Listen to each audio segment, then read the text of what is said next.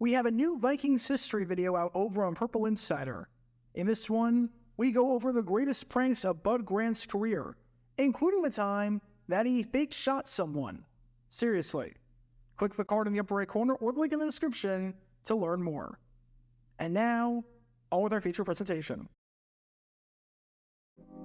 Nostalgia can be a very powerful tool, in the sense that when things are great, we tend not to remember the bad things whatsoever, and tend to just brush them off and forget about them as though they never happened. As an example, let's say you look back at your high school life very fondly. High school was the best time of your life. When you think of that, you probably think of the nights you spent hanging out with your friends, or the big athletic events and homecoming and prom and all that, or the summers where you had no responsibility whatsoever and could just hang out all the time.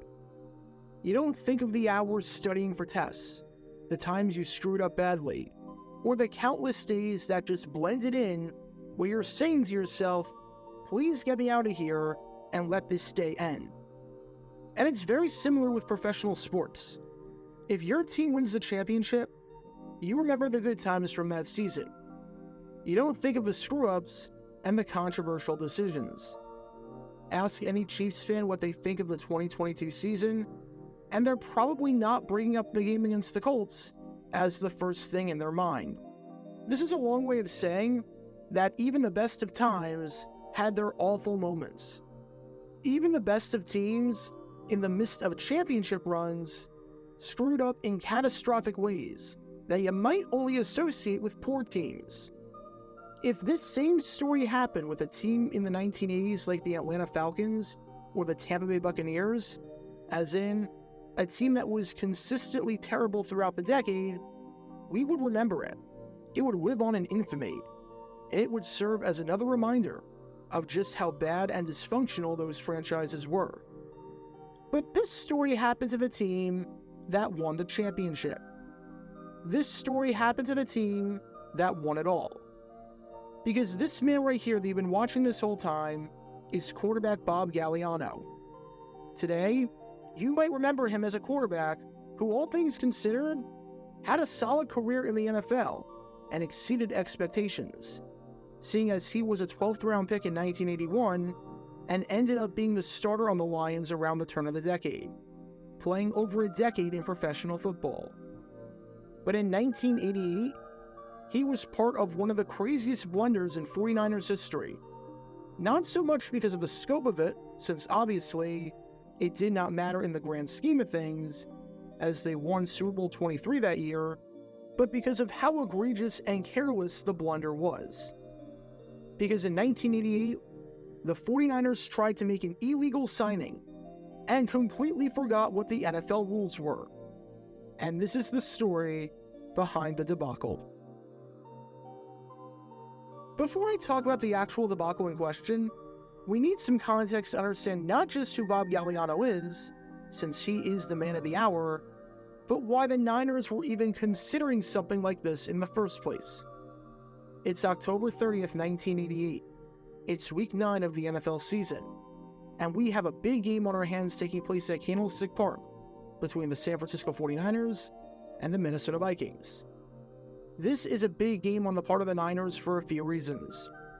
Number one, this was a rematch of not just any old playoff game, but one of the biggest upsets in the history of the postseason. Just 10 months before, these same two teams met at Candlestick Park, and in what many people considered at the time to be the biggest upset of the post-merger era, the Minnesota Vikings, despite being 11-point underdogs, absolutely dominated the 13-2 49ers, winning the game 36-24 in a battle that never even felt that close. You know that San Francisco was circling this date of the rematch on their calendar for quite some time. But aside from just the rematch and revenge aspect of it, this was a big game in terms of San Francisco's hopes for the 1988 season. At the halfway point, the Niners were sort of struggling. They were 5-3, had dropped 2 of their last 3, including a 10-9 loss to the Chicago Bears the week before on Monday Night Football, and they didn't have a ton of room for error.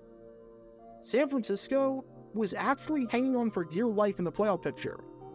By this point, if the season ended today, they would be out, as there were not just a ton of teams sitting tied with them at 5-3, but 2 teams in their own division with a better record than them, as the New Orleans Saints were 7-1 atop the NFC West, and the Los Angeles Rams were 6-2 and right behind them. This was actually a pretty middling season thus far for the 49ers, who had an offense that was in the bottom half of the NFC in points scored at the halfway point. So if they wanted to beat the Vikings and win this one, they needed strong play out of their quarterback, whether it was Joe Montana or Steve Young. However, there was just one small problem with that. This man right here, Joe Montana, the usual starting quarterback, was dealing with some pretty nasty injuries. Obviously, we all know about how great of a quarterback Joe Montana was, and by this point in his career, he was padding his legacy to cement himself as one of the all-time greats that the sport had ever seen. But you can only help your team win if you play, and by this point in 1988, Montana could not play. After suffering 4 sacks against the Chicago Bears in that Monday night loss, he was in some immense pain. He was battered and bruised, and head coach Bill Walsh admitted that Montana needed some time off so he could fully recover. Said Walsh one day after that loss, "Montana's readiness concerns me. He's just got great heart and tremendous courage. And so, if you asked Joe if he were 100%, I'd have to look at it and see how it is. He needs a rest, to be honest with you. He needs a week off." Considering the fact that Montana, in the last few weeks, had played with a flu, a sore rib, a sore elbow, and just about everything else under the sun, yeah, that seemed like a wise thing for Montana to have time to rest up. And after trying to practice and get through the week, but having difficulty, Montana was too beaten up to play. Bill Walsh announced that Joe Montana would not be starting this game against the Vikings, and instead, it would be Steve Young who would be under center. Said Walsh, "Joe has muscle spasms. He is not functioning at this time." Alright, so that makes the decision pretty easy. Usually, the decision to start Montana or Young was a brutal and highly controversial one, and one that would be second-guessed on a week-by-week basis, and heck, even a drive-by-drive basis. But here, not at all. Montana can't really go, so Young starts. Easy enough. It's funny, because even though I can't show it for copyright reasons, anyone who knows this game knows exactly why it's hysterical that Young got the start, seeing as this was the game that he had what many people consider to be the greatest run by any quarterback in NFL history.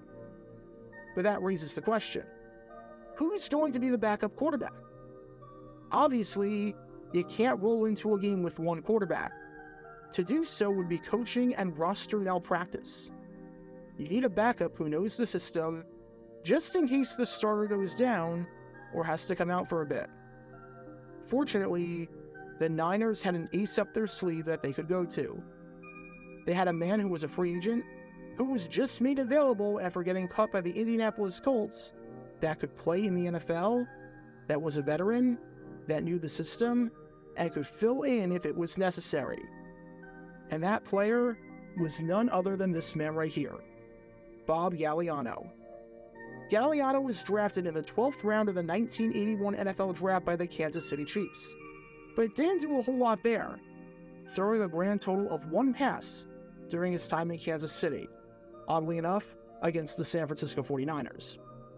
He then spent 2 seasons with the Denver Gold in the upstart United States Football League, and served as the team's starting quarterback throughout the 1985 season, where Denver made it to the postseason. After the USFL collapsed, Gagliano signed midway through the 1986 season with the San Francisco 49ers, and bounced back and forth on their roster. But when the strike happened in the middle of the 1987 season, and the Niners needed replacement players, Gagliano was an obvious choice to be the team's quarterback, seeing as he knew the system and had professional football experience. Gagliano was one of the last men cut from the team's training camp in 1987, But when the strike happened, he was brought right back in, and Bill Walsh had nothing but praise for him, saying that even though he didn't know too much about the rest of his replacement squad, he said that Bob Gagliano is an NFL quarterback. And all things considered during the strike, Gagliano did not play terribly. He made his San Francisco debut in front of a national television audience on ABC on Monday Night Football against the New York Giants. And he played relatively well in a 41-21 victory, completing over 57% of his passes for 150 yards while not throwing an interception. And against the Atlanta Falcons the following week, in a 25-17 win, even though he didn't start since Joe Montana crossed the picket line for that game, he threw a touchdown pass late in the first half and had 79 yards passing off the bench on 4 completions. For a third-string quarterback, or for a temporary backup spot, for the 49ers at least, Bob Gagliano was the perfect fit. He was smart, he knew the system, he knew his role, he didn't make mistakes, and he could make some nice plays every now and then too. And even though the 49ers had to cut him during training camp in 1988, seeing as they just didn't have enough room for him on their roster, when Joe Montana got hurt and Bill Walsh indicated that he needed some time off, you best believe that the Niners were looking at getting Bob Gagliano back into the fold to back up Steve Young, just in case something went wrong. It seemed like the stars were aligned for this one as well, because Bob Gagliano was in game shape and had just been cut by the Indianapolis Colts. On October 11th, the Colts signed Gagliano, needing a quarterback while Jack Trudeau and Chris Chandler were injured. And on October 25th, they released him. Well, now it's the end of October, right around Halloween, and look who's sitting there just ready to be picked up by the 49ers. None other than Bob Gagliano. So the Niners did the obvious thing and signed him, making him the new backup quarterback while Joe Montana was out. Heck, the Niners even went as far as announcing the signing, with the San Francisco Examiner even flat out saying, for insurance at quarterback, the 49ers saw Bob Gagliano, who they had released on August 8th. Running back Steve Barlow was waived to make room for Gagliano. Seems like a done deal, right? Well, there was just one small problem with this signing. Turns out, the Niners were not allowed to do this.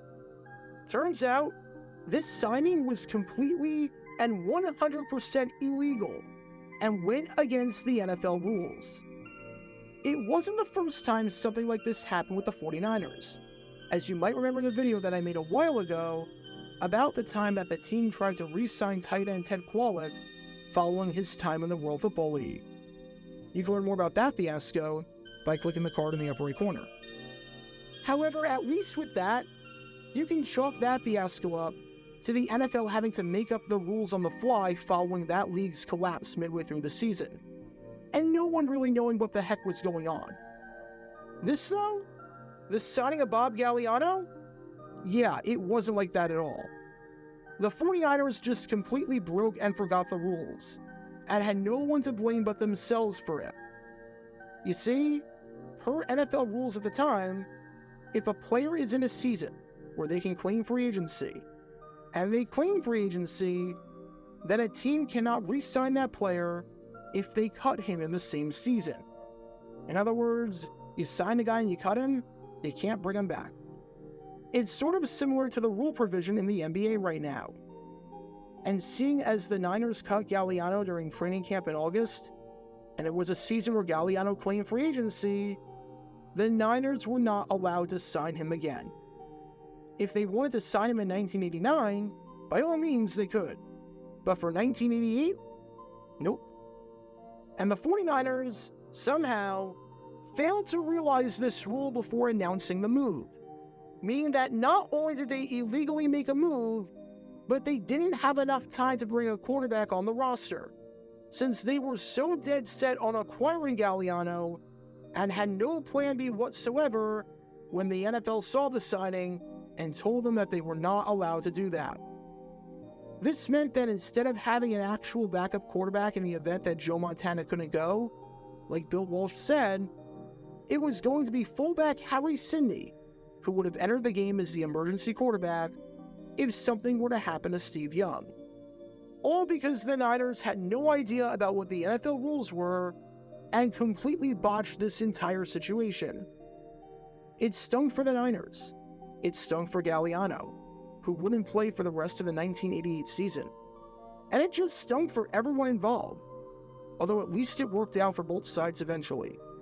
Seeing as the Niners clearly didn't need Gagliano, as they won the title that year, and Gagliano got a starting opportunity with the Detroit Lions the following season. So all's well that ends well, I guess. But still, this display of incompetence when it comes to roster construction is something that you would expect out of lesser teams, and teams that were known for losing a lot. The premier team in the 1980s? The top dynasty in football at the time? A Hall of Fame front office? The team that won the Super Bowl that season and was on top of the world? You would never expect it out of them. Not in the slightest bit. Even though the 49ers won the Super Bowl during the 1988 season, they had their fair share of bumps and hiccups along the way. And I think that goes without saying. Because midway through that 1988 season, they completely gagged the signing of Bob Gagliano. Get your official Jaguar Gear 9 merchandise by going to jj9shop.com, and be sure to like and subscribe, as it really helps the channel out a lot. Join me every Wednesday night where we'll play NFL Trivia for cash prizes at 9 p.m. Eastern over on Twitch. To learn more about the history of college football, subscribe to Jaguar Gator 8. To learn more about the history of Major League Baseball, subscribe to Jaguar Gator 7. Also, special thanks to all of our Patreon supporters for helping out the channel. Your support is greatly appreciated. See how you can become a patron and request future video topics in the description below.